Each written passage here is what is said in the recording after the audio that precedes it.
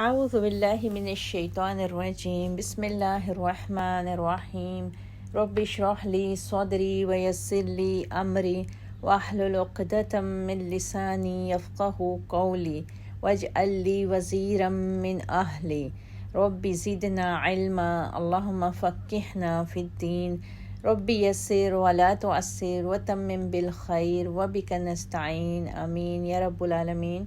السلام علیکم ورحمۃ اللہ وبرکاتہ۔ کیسی ہیں آپ سب ساتھی؟ اللہ تعالیٰ آپ سب کے گھروں میں اپنی رحمتوں، نعمتوں اور برکتوں کا نزول رکھے، آمین۔ عزیز ساتھیوں، ہم نے سورہ الانفال کی آیت نمبر 14 تک تفسیر مکمل کی تھی۔ ہم نے اس سورہ کا آغاز ہی سورہ بدر سے کیا کہ اس میں سورہ بدر کے سارے حالات، اس سے پہلے کے اور غزوے کے دوران کے حالات بتائے گئے، اور ابھی وہی ٹاپک مزید آگے کی آیتوں میں بھی آئے گا۔ آج آیت نمبر 15 سے ہم شروع کرتے ہیں۔ اعوذ باللہ من الشیطان الرجیم یا ایہا الذین آمنوا اذا لقیتم الذین کفروا زحفا فلا تولوہم الادبار۔ اے ایمان والو، جب میدان جنگ میں تمہاری کافروں سے مڈبھیر ہو تو کبھی پیٹھ نہ پھیرنا، اور جو شخص اس دن پیٹھ پھیرے گا الا یہ کہ وہ کوئی جنگی چال چل رہا ہو یا مڑ کر اپنے دستہ فوج کو ملانا چاہتا ہو، تو ایسا آدمی اللہ کے غضب میں آ گیا، اس کا ٹھکانہ دوزخ ہوگا اور وہ بری جائے باز گشت ہے۔ اب ان آیت سے ہمیں پتہ چلا کہ جنگ میں، حالات جنگ میں منہ موڑنا کبیرہ گناہوں میں سے ہے۔ اللہ تعالیٰ نے صاف اور واضح طور پر بتا دیا ان آیتوں میں کہ جو جنگ میں پیٹھ پھیرے گا، یعنی واپسی کا راستہ جانے کا سوچے گا، یا اس کو موت کا خطرہ ہوگا یا موت کی فکر ہوگی، تو ایسا شخص جو ہے گناہ کبیرہ میں مبتلا ہو جائے گا۔ اب یہاں پھر یہ بھی بتایا گیا کہ الا یہ کہ وہ کوئی جنگی چال کے طور پر واپس موڑے یا اپنے فوجی دستے کو واپس موڑے، کیونکہ یہ بھی جنگی حالات میں یا جنگ کے میدان میں لیڈرز کی طرف سے یا سپہ سالاروں کی طرف سے ایک جنگی چالیں بھی ہو سکتی ہیں۔ اب دیکھتے ہیں کہ جنگ میں پسپائی کی کئی صورتیں ہوتی ہیں، اور وہ کون سی ہیں؟ مثلا پوری فوج کی جنگی پالیسی ہی یہ ہو کہ اس مقام سے ہٹ کر فلاں مقام سے حملہ کرنا زیادہ سود بند ہوگا، یا کوئی فوجی دستہ وہاں سے ہٹ کر اپنے مرکز سے جا ملنا چاہتا ہو، یا کوئی فرد پینترا بدلنے کی غرض سے پیچھے ہٹ آئے، تو ایسی سب صورتیں جنگی تدبیریں کہلاتی ہیں۔ انہیں جنگ سے فرار یا پسپائی نہیں کہا جاتا، بلکہ فرار سے مقصد ایسی پسپائی ہے جس سے محض اپنی جان مقصود ہو، اپنی جان بچانا مقصود ہو، اور یہ گناہ کبیرہ ہے جس سے اللہ تعالیٰ نے منع کیا ہے۔ اور رسول اللہ صلی اللہ علیہ وسلم نے اس فعل کو ان 7 بڑے بڑے کبیرہ گناہوں میں شمال کیا ہے جو انسان کو ہلاک کر دینے والے ہیں۔ اس گناہ کی شدت کی وجہ صرف یہ نہیں کہ ایک شخص اپنی جان بچا کر فوج میں ایک فرد کی کمی کا باعث بنتا ہے، بلکہ اس کی بڑی وجہ یہ ہے کہ اس فعل سے باقی لوگوں کے بھی حوصلے پست ہو جاتے ہیں، اور ایک بھگدڑ افراتفری جیسی کیفیت برپا ہو جاتی ہے، اور کئی دفعہ تو بسا اوقات ایک یا چند افراد کا فرار پوری فوج کی شکست کا باعث بن جاتا ہے۔ آیت 18 فَلَمْ تَقْتُلُوهُمْ وَلَكِنَّ اللَّهَ قَتَلَهُمْ وَمَا رَمِيْتَ إِذْ رَمِيْتَ وَلَكِنَّ اللَّهَ رَمَى۔ میدان بدر میں کافروں کو تم نے قتل نہیں کیا تھا، بلکہ انہیں اللہ تعالیٰ نے مارا تھا، اور جب آپ نے کافروں کی طرف ریت کی مٹھی پھینکی تھی تو وہ آپ نے نہیں بلکہ اللہ نے پھینکی تھی، اور یہ اس لیے تھا کہ اللہ تعالیٰ اپنی طرف سے مومنوں کو ایک اچھی آزمائش سے گزار دے۔ اللہ تعالیٰ یقیناً سب کچھ سننے اور جاننے والا ہے۔ یہ معاملہ تو تمہارے ساتھ ہوا، اور اللہ تعالیٰ یقیناً کافروں کی تدبیر کو کمزور کرنے والا ہے۔ اب میدان بدر میں اللہ کی جو امداد مسلمانوں کے لیے آئی، وہ ہم نے یہ چاروں صورتیں پچھلے رکوع میں ڈسکس کر لی تھیں، اور ہم نے یہ بھی تفصیل سے پڑھ لیا تھا کہ جب پیارے نبی صلی اللہ علیہ وسلم نے مٹھی بھر ریت ان کی طرف پھینکی تو کیسے ان کی آنکھوں میں وہ چلی گئی اور انہوں نے آنکھیں ملتے ملتے رہ گئے اور انہیں کچھ بھی سجائی نہیں دے رہا تھا۔ یہ ہم نے بڑی ڈیٹیل سے پچھلے رکوع میں بھی پڑھ لیا تھا۔ وہ 4 صورتیں تھیں جو اللہ تعالیٰ کی طرف سے مسلمانوں کے لیے مدد کے طور پر نازل ہوئی تھیں۔ تو یہاں ان آیتوں میں اللہ تعالیٰ نے یہی بتایا ہے کہ جو تم لوگوں کو فتح ملی ہے میدان بدر میں، یہ تم لوگوں کی اپنی وجہ سے نہیں ہے، یہ اللہ کی طرف سے جو مدد آئی تھی اس وجہ سے ہے۔ اور پھر اللہ تعالیٰ نے بتایا کہ اللہ تعالیٰ سب کچھ سننے اور جاننے والا ہے، کہ وہ اپنی طرف سے مومنوں کو ایک اچھی آزمائش سے گزار کر پھر ہی فتح سے دوچار کرتا ہے۔ اور پھر آخر میں اللہ تعالیٰ نے کہا کہ اللہ تعالیٰ یقیناً کافروں کی تدبیر کو کمزور کرنے والا ہے۔ یقینی طور پر یہ فتح کی ان سب صورتوں کا فائدہ تو مسلمانوں کو بے شک پہنچتا رہا، اور ساتھ ہی ساتھ کافروں کو بھی اتنا ہی نقصان بھی پہنچتا رہا،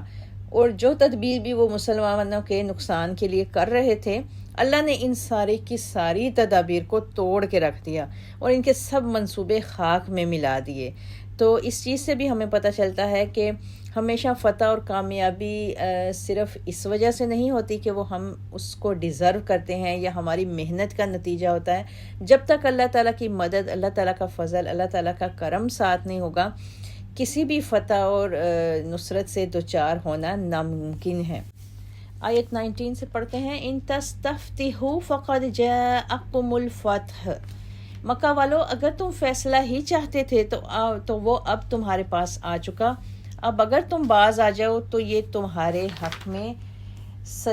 بہتر ہے، اور اگر پھر پہلے سے کام کرو گے تو ہم بھی ایسا ہی کریں گے، اور تمہاری جمعیت تمہارے کچھ بھی کام نہ آ سکے گی، ہاں وہ کتنی زیادہ ہو، اور اللہ تو ایمان والوں کے ساتھ ہے یقیناً۔ اے ایمان والو، اللہ اور اس کے رسول کی اطاعت کرو، اور حکم سن لینے کے بعد اس سے سرتابی نہ کرو، اور ان لوگوں کی طرح نہ ہو جانا جو کہتے تو یہ ہیں کہ ہم نے سن لیا مگر وہ سنتے نہیں۔ یقیناً اللہ کے ہاں بدترین قسم کے جانور وہ بہرے گونگے لوگ ہیں جو عقل سے کام نہیں لیتے۔ اگر اللہ ایسے لوگوں میں کچھ بھی بھلائی دیکھتا تو انہیں سننے کی توفیق بخش دیتا، اور اگر وہ انہیں یہ توفیق دے بھی دیتا تو بھی بے رخی کے ساتھ پیٹھ پھیر جاتے۔ اے ایمان والو، اللہ اور اس کے رسول کا حکم مانو، جبکہ رسول تمہیں ایسی چیز کی طرف بلائے جو تمہارے لیے زندگی بخش ہو، اور یہ جان لو آدمی اور اس کے دل کے درمیان اللہ تعالی حائل ہو جاتا ہے،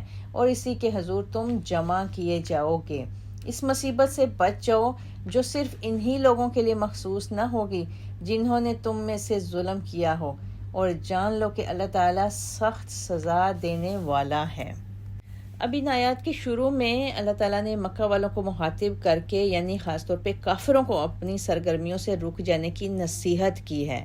کفار مکہ جو تھے وہ مسلمانوں سے کہا کرتے تھے کہ اگر تم دعویٰ میں سچے ہو تو یہ فیصلہ کب ہوگا، یعنی ہمارے اور تمہارے درمیان کب فیصلہ ہوگا۔ اس آیت میں اللہ کا خطاب اسی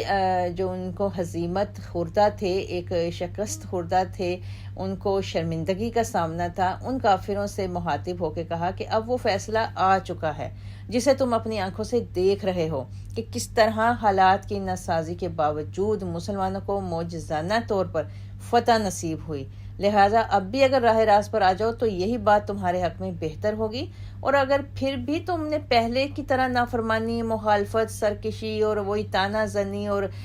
مذاق اڑانے والی کیفیت جاری رکھی تو پھر ہم تمہیں اسی طرح سزا دیں گے جس طرح آج تمہارا لشکر اللہ تعالیٰ نے ناکام و نامراد کر دیا ہے، آئندہ بھی ایسے ہی ہوگا۔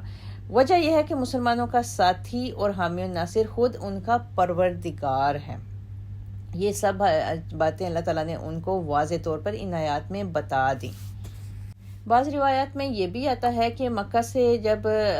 میدان بدر کی طرف روانگی کا وقت تھا تو ابو جہل نے کعبہ کا پردہ پکڑ کر یہ دعا کی تھی کہ یا اللہ، ہم دونوں فریقوں میں سے جو اعلیٰ و افضل ہے اسے فتح نصیب فرما اور فساد مچانے والے کو مغلوب کر۔ چنانچہ اللہ تعالیٰ نے ان آیتوں میں یہ فرمایا کہ اب فیصلہ تمہارے پاس آ چکا ہے، یعنی اس بات کا فیصلہ کر دیا گیا ہے کہ ان دونوں فریقوں میں سے اعلیٰ و افضل کون سا فریق تھا اور مفسد کون سا تھا۔ پھر آیتوں کے آخر میں اللہ تعالیٰ نے ان لوگوں کی قسمیں بتائیں اور ان کو بدترین مخلوق قرار دیا جو سب کچھ دیکھتے، سنتے، جانتے ہوئے بھی اندھے، بہرے اور گونگے ہیں۔ ان کو اللہ تعالیٰ نے کہا یہ بدترین قسم کے جانور،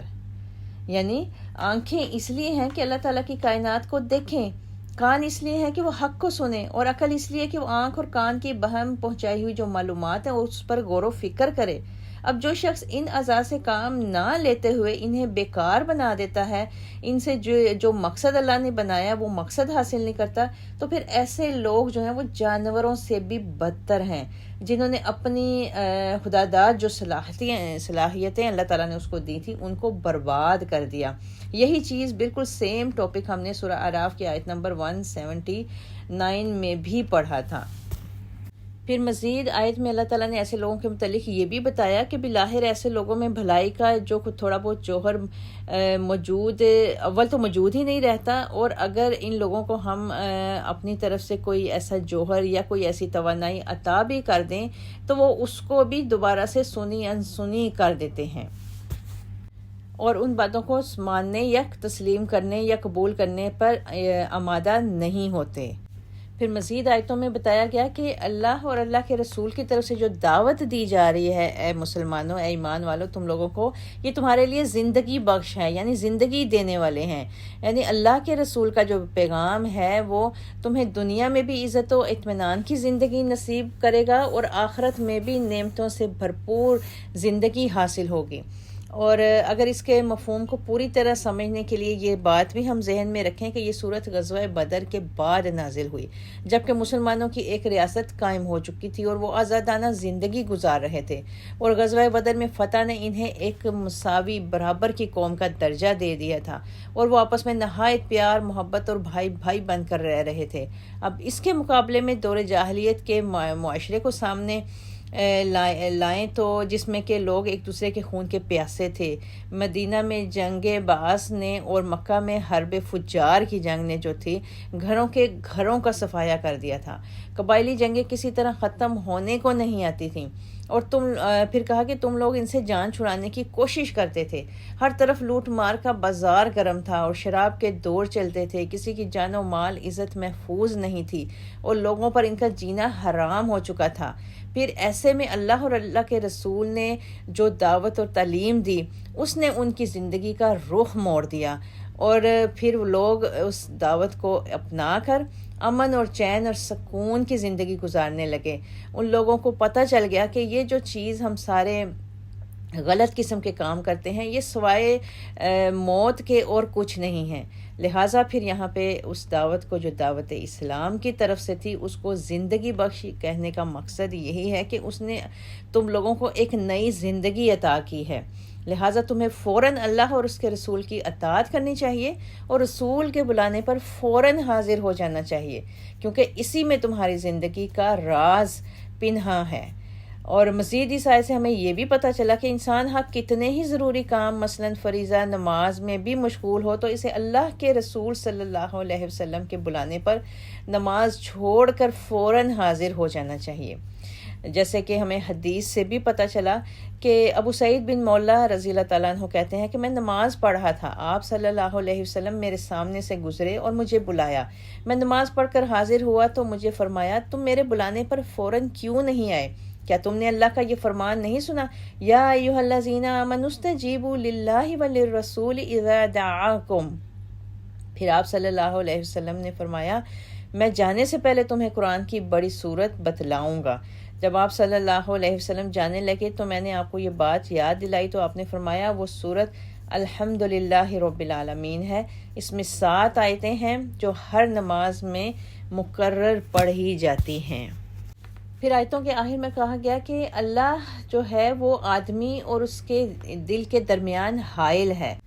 یعنی اللہ تعالیٰ انسان کے دل کے اتنا قریب ہے کہ وہ اس کے راز، ارادوں اور نیت تک کو جانتا ہے، اور یہ دل ہی خیر و شر کا منبع بھی ہے، لہٰذا مسلمان کو اللہ کے رسول کے اطاعت میں دیر نہیں کرنی چاہیے، ورنہ ممکن ہے کہ بعد میں کوئی اور خیال پیدا ہو جائے، اور اللہ تعالیٰ کا قانون تو ہے ہی یہ کہ انسان جیسا ارادہ یا نیت کرتا ہے اللہ اس کے دل کو اسی طرح کی راہیں دکھانے لگتا ہے، لہٰذا حتی الامکان دل کو شیطانی وسوسوں کی جائے پناہ بننے سے بچانا چاہیے، اور اس کی واحد صورت یہ ہے کہ بلا تاخیر اللہ اور اس کے رسول کی اطاعت کرنی چاہیے۔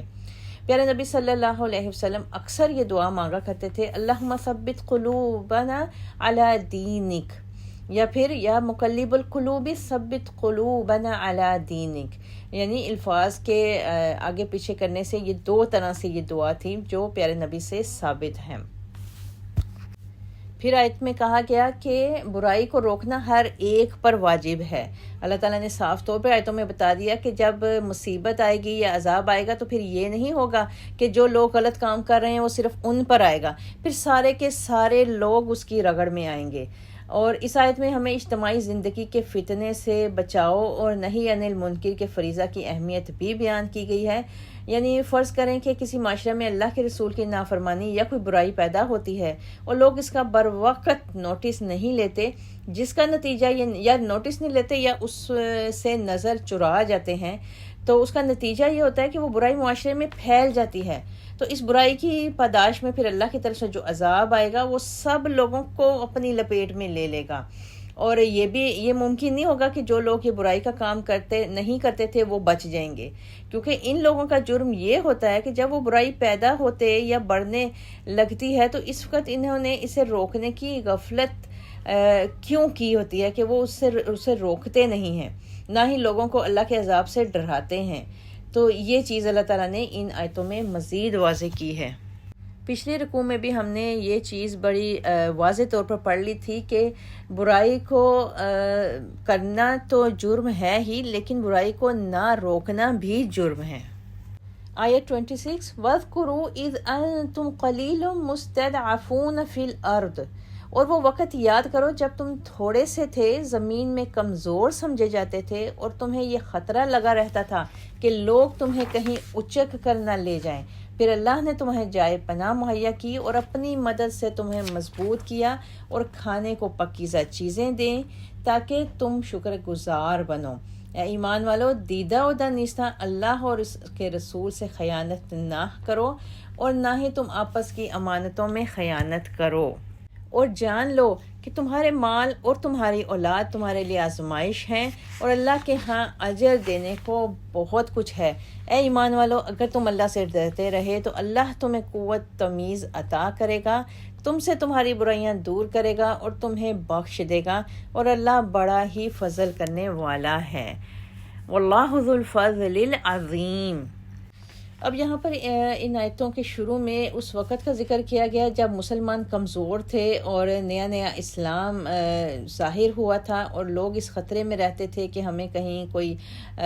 مار نہ دے، یعنی وہ اپنا ایمان چھپا کے رکھتے تھے۔ اور اسلام کے ابتدائی دور میں جب مسلمانوں کو بے انتہا مصیبتوں اور حوصلہ شکن حالات سے دوچار تھے، تو اس وقت کا ذکر کیا گیا ہے کہ اس وقت کو تم یاد کرو۔ پھر مکی زندگی میں مسلمانوں پر ایسا وقت بھی آیا جب کہ اپنے اسلام کو ظاہر کرنا بھی ایک ان کے لیے جان جوکھوں کا کام ہو گیا تھا، اور مکی زندگی کے آخری دور تک مسلمانوں پر کفار کی طرف سے سختیوں میں کوئی کمی واقع نہیں ہوئی تھی۔ انہی سختیوں سے پھر تنگ آ کر مسلمانوں نے دو دفعہ حبشہ کی طرف ہجرت کی تھی، اور بلاخر مسلمانوں کو پھر مکہ چھوڑ کر مدینہ کی طرف ہجرت کرنی پڑی۔ یہاں آ کر پھر مسلمان قریش مکہ کے مظالم سے کسی حد تک محفوظ ہو گئے تھے۔ تو اللہ تعالیٰ نے یہاں پہ پھر وہی حالات ان کو یاد کرائے کہ وہ وقت بھی تھا جب تم لوگ بہت غیر محفوظ تھے اور بہت کمزور تھے، اور تمہیں ہر وقت اپنی جان کا خطرہ لگا رہتا تھا۔ مکی دور کے بعد پھر مدنی دور آیا، تو وہاں پہ ان کی صورتحال اور زیادہ مختلف تھی کہ مکہ میں تو صرف کفار مکہ ہی مسلمانوں کے دشمن تھے، جبکہ مدینہ میں کفار مکہ کے علاوہ دوسرے عرب مشرک قبائل جو تھے اور مدینہ کے یہودی بھی مسلمانوں کے دشمن بن گئے تھے، اور صورتحال کچھ اس قسم کی پیدا ہو گئی تھی کہ مسلمان رات کو آرام سے سکون سے سو بھی نہیں سکتے تھے، یہاں تک کہ پھر ان کو اپنے کوئی نہ کوئی پہرے کا انتظام معقول بندوبست کرنا پڑتا تھا۔ تو ان سارے حالات کو اللہ تعالیٰ نے مسلمانوں کو یاد دلایا، یعنی مدینہ میں پھر اللہ تعالیٰ نے ان مسلمانوں پہ یہ احسان عظیم کیا کہ ان کی ایک آزاد سلطنت ان کو عطا فرمائی۔ فتح بدر سے تو اللہ تعالیٰ نے بتایا کہ تمہاری پوزیشن ہم نے بہت مضبوط کر دی، اور مال غنیمت سے تمہیں ہم نے پاکیزہ رزق بھی عطا کیا۔ اب تم دل سے، زبان سے اور عمل سے اللہ کا شکر ادا کرو، اور عمل سے شکر کی صورت یہ ہے کہ ہر وقت اللہ اور رسول کی اطاعت پر مستعد اور چاق و چوبند رہیں۔ پھر آیتوں میں کہا کہ اے مسلمانوں، دیدہ و دانستہ یعنی جان بوجھ کر اللہ اور رسول سے خیانت نہ کرو اور نہ ہی آپس کی امانتوں میں خیانت کرو۔ اب امانتوں میں خیانت کا دائرہ بہت وسیع ہے۔ امانتوں سے مراد وہ تمام عہد، وہ معاہدے، وہ ذمہ داریاں ہیں جو کسی انسان پر عائد کی گئی ہیں۔ مثلاً اللہ نے انسان کا عہد میثاق بھی ہے، اللہ تعالیٰ سے یہ اس نے عہد جو لیا تھا جس کو پورا کرنے پر انسان اللہ کا نافرمان رہ ہی نہیں سکتا، اور وہ عہد بھی جو انسان ذاتی طور پر اللہ سے کرتا ہے جیسے نذریں اور منتیں وغیرہ۔ اور اللہ کے رسول سے خیانت یہ ہے کہ جن باتوں پر کسی مسلمان نے آپ صلی اللہ علیہ وسلم سے بیعت کی ہے اس میں سے فرار کی کوئی راہیں سوچنے لگے، اور لوگوں سے معاہدے دین کے بھی ہو سکتے ہیں، صلح جنگ کے معاہدے بھی ہو سکتے ہیں، نکاح کا معاہدہ نامہ، دستخط نامہ بھی ہو سکتا ہے۔ پھر انسان پر اس کے منصب کے لحاظ سے طرح طرح کی ذمہ داریاں عائد ہوتی ہیں۔ غرض اس آیت کے مضمون میں انسان کی پوری زندگی آ جاتی ہے۔ مطلب یہ ہے کہ انسان کو اپنی زندگی کے ہر واقعہ کے وقت تنبیہ کی گئی ہے، متنبہ کیا جا رہا ہے کہ وہ کسی حال میں بھی کسی سے بھی خیانت نہ کرے۔ اللہ اور رسول سے خیانت تو بہت بڑا قسم کا نقصان ہے اور گناہ ہے، لیکن اور عام لوگوں سے بھی وہ کسی بھی حالات میں خیانت نہ کرے۔ اللہ تعالیٰ نے اسے سختی سے منع کیا ہے۔ اور پھر بالخصوص جس بات پر اس آیت میں مسلمانوں کو اس چیز سے یعنی خیانت سے متنبہ کیا جا رہا ہے وہ یہ بھی ہے کہ کفار سے متعلق مسلمانوں کی جو پالیسیاں ہوتی ہیں وہ منافقوں یا مشکوک قسم کے لوگوں کے سامنے ظاہر نہ کریں، اور اس سلسلے میں انتہائی احتیاط سے کام لیں، چاہے وہ دور جاہلیت ہو، چاہے وہ دور نبوی ہو یا آج کا دور ہو، کیونکہ ہر قسم کی جنگی تدابیر اللہ اور اس کے رسول کی امانت ہیں یا اس وقت کے حاکم وقت کی امانت ہیں، جنگ کے سپہ سالار کی امانت ہیں، اور ایسے اقدامات کے متعلق کافروں کو اشارتاً یا کسی طریقے سے مطلع کرنا یا جنگی راز کو فاش کرنا بھی امانت میں خیانت ہے، جس کے نتائج انتہائی خطرناک ہوتے ہیں، حتیٰ کہ بسا اوقات انسان کی فتح جو ہے، قوموں کی فتح جو ہے وہ شکست میں بدل جاتی ہے۔ پھر مزید آیتوں میں انسان کے مال کو اور انسان کی اولاد کو ایک آزمائش قرار دیا گیا۔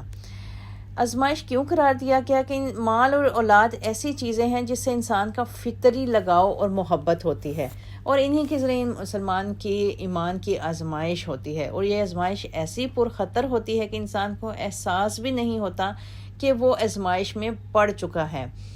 سابقہ جو آیت کی طرح یہ آیت بھی اپنے اندر ایک وسیع مفہوم رکھتی ہے۔ پھر ان میں سے مال کا فتنہ اولاد کے فتنے سے شدید تر ہوتا ہے۔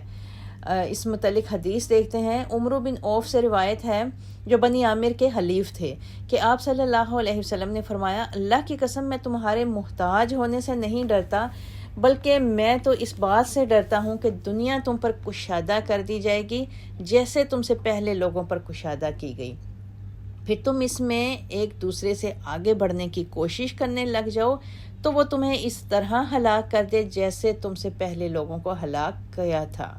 ایک اور حدیث ہے کہ آپ صلی اللہ علیہ وسلم نے فرمایا، ہر امت کی ایک آزمائش ہے اور میری امت کی آزمائش مال ہے۔ آپ صلی اللہ علیہ وسلم نے فرمایا، میں نے جنت میں جھانکا تو دیکھا کہ وہاں ان لوگوں کی کثرت ہے جو دنیا میں محتاج تھے۔ اب دیکھتے ہیں کہ اولاد کے ذریعے آزمائش کیسے ہوتی ہے۔ اولاد کے ذریعے انسان کی آزمائش کا دائرہ مال کی آزمائش سے زیادہ وسیع ہے۔ اولاد اگر کسی کے یہاں نہ ہو تو بھی ایک آزمائش ہے۔ ایسی صورت میں انسان اور بالخصوص عورتیں شرک جیسے بدترین گناہ پر آمادہ ہو جاتی ہیں اور پیروں فقیروں کے مزاروں اور مقبروں کے طواف کرتی اور ان سے منتیں مانتی پھرتی ہیں، اور اگر کسی کے ہاں زیادہ ہو تو وہ دوسری طرح سے آزمائش ہوتی ہے، کیوں کفار مکہ میں جو قتل اولاد کا ایک دستور عام رائج تھا، تو اس کی ایک وجہ یہ تھی کہ ہم انہیں کھلائیں گے کہاں سے؟ گویا اولاد کے رزق کا اپنے آپ کو وہ ٹھیکیدار سمجھتے تھے، اور اللہ پہ قطعاً توکل نہ کرنا یہ ان کا وتیرہ تھا، اور یہ ہی شرک کی سب سے بڑی مثال بھی ہے، اور کئی پہلوؤں سے یہ کبیرہ گناہ بھی بن جاتا ہے۔ پھر اولاد کی تربیت کا مرحلہ آتا ہے تو یہ بھی انسان کے لیے ایک بہت بڑی آزمائش کا وقت ہوتا ہے۔ کیا وہ اپنی اولاد کو دینی تربیت دیتا ہے اور دین کی راہ پر چلاتا ہے، یا محض ان کے لیے دنیا کمانے کی طرف متوجہ رہتا ہے؟ اور یہ انسان کی زندگی کا ایسا نازک موڑ ہوتا ہے جس کے اچھے یا برے نتائج خود انسان کو ہی اس دنیا میں بھگتنے پڑ جاتے ہیں، اور آخرت میں تو پھر ان کی سزا و جزا کا قائم ہونا ایک یقینی بات ہے۔ پھر اس کے بعد اولاد کی آرزوؤں کی تکمیل کا مرحلہ، پھر ان کی شادی، اور ان کی شادی کے سلسلے میں رشتے کے انتخاب کا مرحلہ کہ وہ کس قسم کا رشتہ اپنے بیٹے یا بیٹی کے لیے پسند کرتا ہے، اور یہ بھی ایسا مرحلہ ہوتا ہے کہ جس کی نتائج انتہائی دور رس ہوتے ہیں، اور ایسے ہی مرحلہ سے معلوم ہوتا ہے کہ کوئی شخص اپنی دینداری کے دعویٰ میں کس قدر سچا اور مخلص ہے، اور اسے اللہ اور اس کے رسول سے کس قدر محبت ہے۔ یعنی ہم اکثر یہ دیکھتے ہیں کہ ہم دعوے تو بہت کرتے ہیں، لیکن جب اولاد کی شادیاں رشتے کرنے کا وقت آتا ہے تو ہم اس وقت ساری کی ساری حدود کو بالائے طاق رکھے وہ ہنگامہ اور وہ ایک عالم بالا منعقد کرتے ہیں جس میں شرم و حیا، پردہ داری، کسی بھی چیز کا ہم لحاظ نہیں رکھتے۔ مختصر یہ کہ اولاد کا فتنہ ایسا فتنہ ہے جس کے ذریعے انسان کی ہر وقت آزمائش ہوتی رہتی ہے۔ پھر بعض دفعہ مال اور اولاد دونوں کے فتنے ایک فتنے میں مشترک ہو جاتے ہیں۔ وہ کیسے؟ جیسا کہ بعض مسلمانوں نے محض مال اور اولاد کی خاطر مدینہ کی طرف ہجرت نہیں کی تھی، حالانکہ اگر وہ چاہتے تو ان میں ہجرت کرنے کی استطاعت موجود تھی۔ ان پر جائیداد اور اولاد کی محبت غالب آ گئی اور انہوں نے کافروں میں رہنا اور ذلت کی زندگی بسر کرنا گوارا کر لیا۔ ایسے مسلمانوں پر اللہ تعالیٰ نے قرآن میں سخت وعید فرمائی ہے۔ اس سے ہمیں یہ بھی پتہ چلا کہ ہمیں ایسی سرزمین سے ہجرت کر جانی چاہیے جہاں ہمارا دین محفوظ نہ ہو، چاہے وہاں پہ ہماری مال و دولت ہو، ہماری اولاد ہمارا ساتھ دے نہ دے، ہمیں اللہ کے دین کے لیے وہاں سے ہجرت کر جانی چاہیے۔ پھر اس کے بعد آیتوں کے آخر میں اللہ تعالیٰ نے کہا، اے ایمان والو، اگر تم اللہ سے ڈرتے رہے تو اللہ تمہیں قوت تمیز عطا کرے گا۔ یعنی اللہ تعالیٰ یہاں پہ تقوی کے ثمرات بتا رہا ہے کہ پھر اللہ تعالیٰ تم سے تمہاری برائیاں بھی دور کر دے گا اور تمہیں ایک وہ قوت عطا کرے گا جو تمہیں اچھائی کو جانچنے کی ملے گی۔ اور اس کے علاوہ اگر تم اس بات سے ڈرتے رہے کہ تم سے کوئی ایسا فعل سرزد نہ ہو جو اللہ کی رضا کے خلاف ہو، تو پھر بھی اللہ تمہیں ایسا اندر سے نور بصارت اور عجیب قسم کی قوت جو انسان کو ایسی زندگی سے ہمکنار کر دیتی ہے جو صرف اور صرف ہدایت کی اور ایمان والی زندگی ہوتی ہے۔ اور جو لوگ ایمان لانے کے بعد تقوی اختیار کرتے ہیں انہیں اللہ تعالیٰ 3 قسم کے انعامات سے نوازتا ہے۔ ایک تو یہ کہ حق و باطل میں وہ تمیز کرنے کی ان کو بصیرت عطا ہو جاتی ہے، ایک یعنی اندر کی خوبی عطا ہو جاتی ہے ان کو۔ دوسرے، ان کی برائیوں کو اللہ تعالیٰ مٹا دیتا ہے، اور تیسرے، ان کے اکثر و بیشتر جو گناہ کرتے ہیں ان کو معاف کر دیا جاتا ہے۔ اور تقوی کے یہ ثمرات محض تقوی کی بنا پر نہیں بلکہ اس لیے ہوتے ہیں کہ اللہ تعالیٰ لامحدود فضل کا مالک ہے۔ واللہ ذو الفضل العظیم۔ آیت نمبر 30 آگے شروع کرتے ہیں۔ وَإِذْ يَمْكُرُ بِكَ الَّذِينَ كَفَرُوا، اے نبی صلی اللہ علیہ وسلم وہ وقت یاد کرو جب کافر آپ کے متعلق خفیہ تدبیریں سوچ رہے تھے کہ آپ کو قید کر دیں یا مار ڈالیں یا جلا وطن کر دیں۔ وہ بھی تدبیریں کر رہے تھے اور اللہ بھی تدبیر کر رہا تھا، اور اللہ ہی سب سے اچھی تدبیر کرنے والا ہے۔ وَيَمْكُرُونَ وَيَمْكُرُ اللَّهُ وَاللَّهُ خَيْرُ الْمَاكِرِينَ، وَاللَّهُ خَيْرُ الْمَاكِرِينَ۔ اب ان آیات میں اسی واقعہ کی طرف اللہ تعالیٰ نے توجہ دلائی ہے کہ وہ وقت یاد کریں جب کافر جو تھے وہ سارے کے سارے دارالندوہ میں اکٹھے ہو کر ایک میٹنگ کر رہے تھے، اور اس میں ان شیطان بھیس بدل کے ان کے درمیان موجود ہوا تھا، اور اس نے ان کو مزید بھڑکایا تھا کہ جا کے محمد صلی اللہ علیہ وسلم کو نعوذ باللہ قتل کر دو، یا ان کو مار دو، یا ان کو جلا وطن کر دو۔ تو اس کی طرف اللہ تعالیٰ نے اشارہ فرمایا ہے کہ ایک تدبیر تو وہ کر رہے تھے اور ایک تدبیر وہ تھی جو اللہ تعالیٰ نے اختیار کی تھی، اور بے شک ہر تمام تدابیر میں بہترین تدبیر جو ہے وہ اللہ تعالیٰ کی ہوتی ہے۔ ادھر یہ مشورے ہو رہے تھے کہ وہ قتل کرنے کے منصوبے بنا رہے تھے، ادھر اللہ تعالیٰ نے بذریعہ وحی اپنے نبی کو اس مجلس کی ساری کارروائی سے مطلع کر دیا اور ہجرت کی اجازت بھی دے دی۔ اور آپ صلی اللہ علیہ وسلم کڑکتی دوپہر میں جب لوگ عموماً آرام کر رہے ہوتے ہیں، چھپتے چھپاتے سیدنا ابو بکر کے گھر گئے اور انہیں بتایا کہ ہجرت کی اجازت مل گئی ہے، चनाचा सैयदना अबू बकर सिद्दीक पहले ही इस मौका के मुंतज़िर बैठे थे और वो दोनों फिर वहाँ से छुपते छुपाते गारे सोर तक पहुँच गए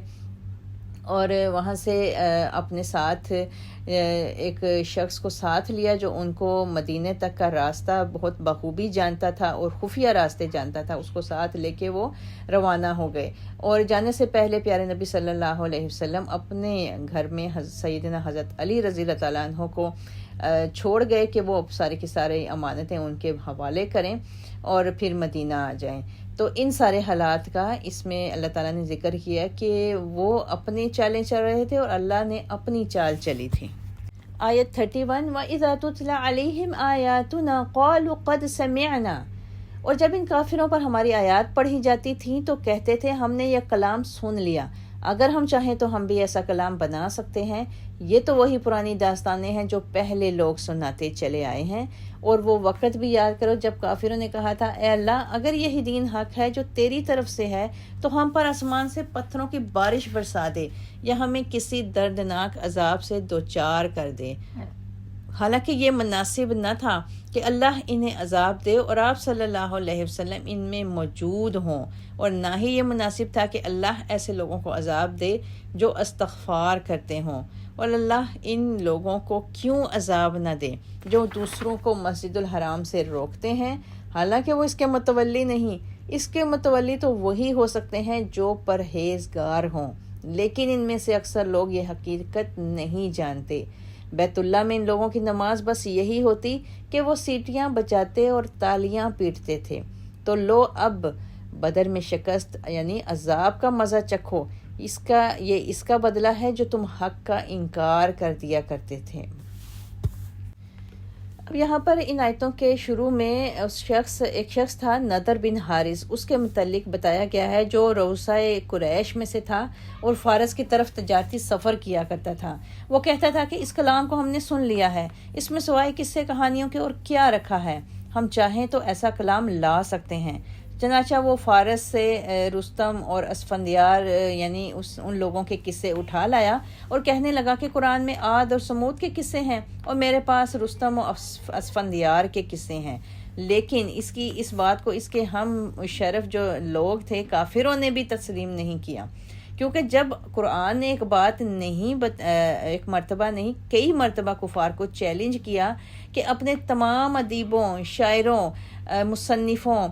तहरीर निगारों को इकट्ठा करके कुरान जैसी एक ही सूरत बना लाओ, तो सब ने आजिज़ी का इजहार कर दिया था, कोई भी नहीं बना के ला सका था। जिससे मालूम होता है कि नदर बिन हारिस का अपना अदबी ज़ौक़ भी इंतहाई पस्त किस्म का था। कुरान की हदायत पर इसकी नज़र पड़ना तो बड़ी दूर की बात है, वो इसके मुतल्लिक तसव्वुर भी नहीं कर सकता था। फिर आयतों में अबू जहल के उस मुतालबे का जिक्र किया जा रहा है जो अबू जहल ने की थी और इन अज़राए तंज़ उसने कहा था और मुसलमानों को सुना कर ये बात कही थी कि वो अजाब जो है वो ले आओ, जिसका मतलब ये था कि अगर ये मुसलमान सच्चे हैं तो जिस कदर दुख और तकलीफ़ें हम इन्हें पहुंचा रहे हैं, इसकी पादाश में तो हम पर अब तक आसमान से कोई अजाब नाजिल हो जाना चाहिए था, और वो अजाब चूँकि आज तक हम पर नाजिल नहीं हुआ, लिहाजा मुसलमानों का दीन झूठा है और ये अल्लाह की तरफ से नहीं हो सकता।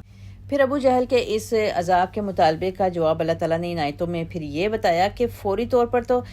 तुम पर पत्थरों का अजाब नाजिल ना करने की एक वजह तो यह है कि तुम में अभी अल्लाह का रसूल मौजूद है,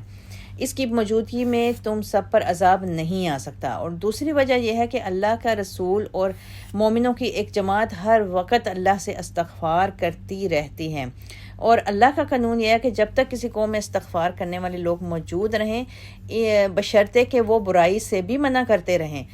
फिर अल्लाह ताला उस पर अजाब उस वक़्त तक नाजिल नहीं करता।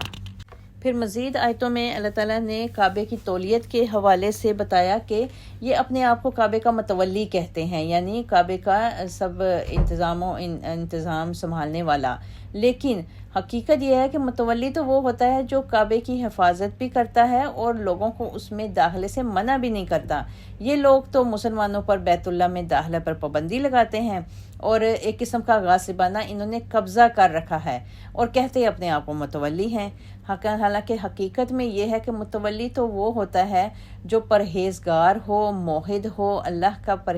फरमा बरदार हो। اور یہ متولی وہ اس لیے اپنے آپ کو کہتے تھے کہ وہ ان کے بقول کہ وہ حضرت ابراہیم علیہ السلام کی اولاد میں سے تھے اور لہٰذا ہمیں متولی ہونے کا زیادہ حق ہے، حالانکہ متولی کو یہ حق نہیں پہنچتا کہ وہ کسی کو بھی بیت اللہ میں داخل ہونے سے روکے۔ نیز یہ کہ تولیت کے لیے سیدنا ابراہیم علیہ السلام کی اولاد سے ہونا کافی نہیں، بلکہ یہ بھی ضروری ہے کہ وہ سیدنا ابراہیم علیہ السلام کے دین پر بھی ہو اور وہ موحد ہو، مشرک نہ ہو۔ لہٰذا کعبے کی تولیت کے لیے اللہ تعالیٰ نے پہلی شرط یہاں پہ یہ بتائی کہ پرہیزگاری ہو اور دوسرا تقوی ہو۔ سیدنا ابراہیم علیہ السلام کی اولاد ہونا کعبے کی تولیت کے لیے شرط نہیں ہے۔ آیت 36 سے پڑھتے ہیں، ان الذین کفروا ينفقون اموالهم، یہ کافر اپنے مال اس لیے خرچ کرتے ہیں کہ لوگوں کو اللہ کی راہ سے روک دیں، اور ابھی یہ لوگ اور بھی خرچ کریں گے، پھر یہی بات ان کے لیے حسرت کا باعث بن جائے گی، پھر وہ مغلوب ہوں گے، پھر یہ کافر جہنم کی طرف گھیر لیے جائیں گے تاکہ اللہ تعالیٰ پاک کو ناپاک سے الگ کر دے،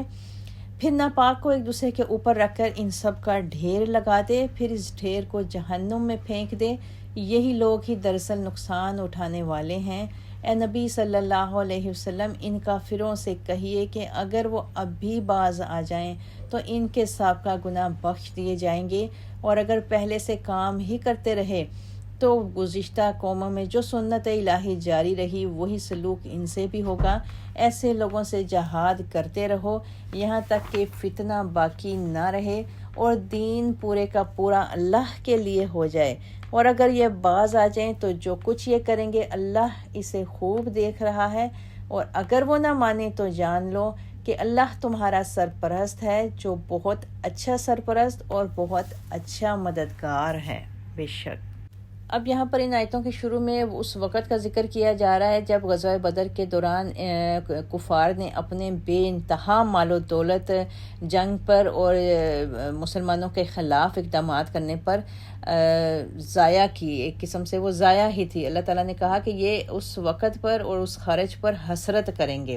غزوہ بدر کے دوران کافروں کے 1000 لشکر کی خوراک کا خرچہ تقریباً روزانہ 10 اونٹ تھا، اور یہ صرف گوشت کا خرچہ تھا، دیگر سب اخراجات اس کے علاوہ تھی۔ پھر ابو سفیان کے تجارتی قافلے کا سارا منافع مسلمانوں کے خلاف استعمال کیا گیا تھا۔ غرض اس آیت میں جو غزوہ بدر کے بعد نازل ہوئی کافروں کے حق میں ایک ایسی پیشن گوئی کی گئی جو بعد کے ادوار میں حرف بہ حرف درست ثابت ہوئی، یعنی غزوہ بدر کے بعد بھی کافر خرچ بھی کرتے رہیں گے اور شکست کھا کر پٹتے بھی رہیں گے، اور ایک وقت آئے گا جب اسلام دشمنی کی راہ میں ان کا خرچ کیا ہوا سارے کا سارا مال اور ان کی ساری جسمانی مشقتیں اور جانوں کا نقصان، ایک ایک چیز ان کے لیے حسرت کا باعث بن جائے گی۔ پھر اس دنیا میں پٹنے کے علاوہ جو آخرت کی زندگی میں جہنم کا عذاب ہوگا وہ اس پر مزید دوہرا ہوگا، اور اسلام کے بتدریج غلبہ اور کفر کے بتدریج نقصانات سے یہ فائدہ از خود حاصل ہوتا رہا ہے کہ جو اسلام کے دشمن ہیں وہ مر کھپ جاتے ہیں اور قتل ہو جاتے ہیں، اور باقی صرف وہ لوگ رہ جاتے ہیں جن کے نصیب میں اسلام قبول کرنا ہوتا ہے، اور جو اسلام کے دشمن ہیں، گندے عناصر ہیں، ان کو اللہ تعالیٰ ایک دوسرے کے اوپر رکھ کر اس سارے ملبے کو اللہ تعالیٰ جہنم میں پھینک دے گا، جس کا ان آیتوں میں ذکر بھی کیا گیا۔ ان لوگوں کا نقصان اس سے بڑھ کر اور کیا ہوگا کہ جس راہ میں انہوں نے اپنا تمام وقت، تمام محنت، تمام قابلیت، پورا سرمایہ زندگی کھپا دیا، اور آخرت میں انہیں یہ معلوم ہو کہ یہ سارے کا سارا تو ہمیں صرف اور صرف تباہی اور جہنم کی طرف لے گیا ہے۔ پھر آیتوں میں کہا کہ اگر پھر سے بھی اس کے سب کے بعد بھی اگر وہ اپنی یہی روش رکھیں گے، یعنی اپنی ناکامی اور شکست کھانے کے بعد بھی ان کا رویہ اور ان کے کام یہی رہیں گے، تو پھر اللہ کا عذاب اسی طرح آئے گا جیسے پچھلی قوموں پر آتا رہا ہے۔